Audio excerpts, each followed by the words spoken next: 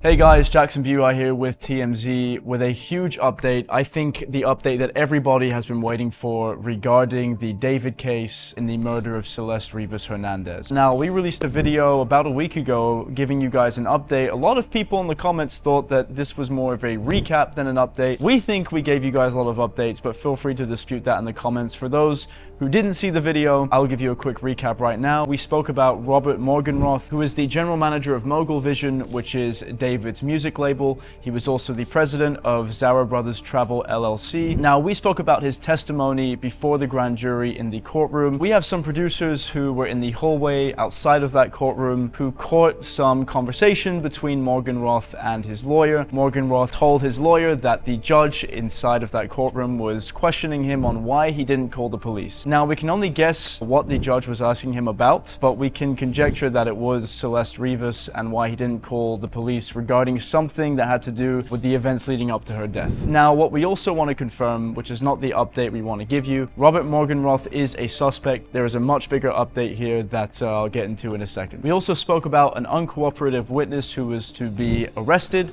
due to not showing up for her testimony. We also spoke about David's midnight trip to a highly remote area in Santa Barbara, which is significant because the police classified this as evidence. Now, what that has to do with the murder of Celeste itself, we have no idea, but an interesting topic to know. Now, the update we want to give today marks a significant turning point in the death of Celeste Rivas. We think it's the biggest update that we've given yet. Now, this update is regarding the grand jury. Now, about a month ago, we here at TMZ reported that this was an investigative grand jury to uncover unknown facts, to identify suspects, and also identify a potential crime in this case. Now, investigative grand juries can be useful to subpoena uncooperative witnesses and force them to testify in front of the grand jury. The public hated the idea of an investigative grand jury because an investigative grand jury carries a connotation that they aren't clear on who committed the murder or what crime was committed exactly. Today, however, we've learned that this was not an investigative grand jury. This was a grand jury, period. And that is pretty significant, because a grand jury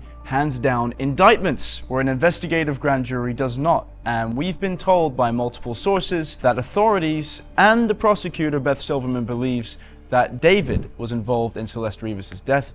So what does this mean for David? Well, it likely means that he is going to be indicted on the murder of Celeste Rivas. We don't know what the charges are going to be exactly. However, we do think that this is going to be a significant turning point, like I said earlier, in the case. We have people down there around the courtroom who have overheard people in the hallways talking about how they're going to hear witnesses in February of next year.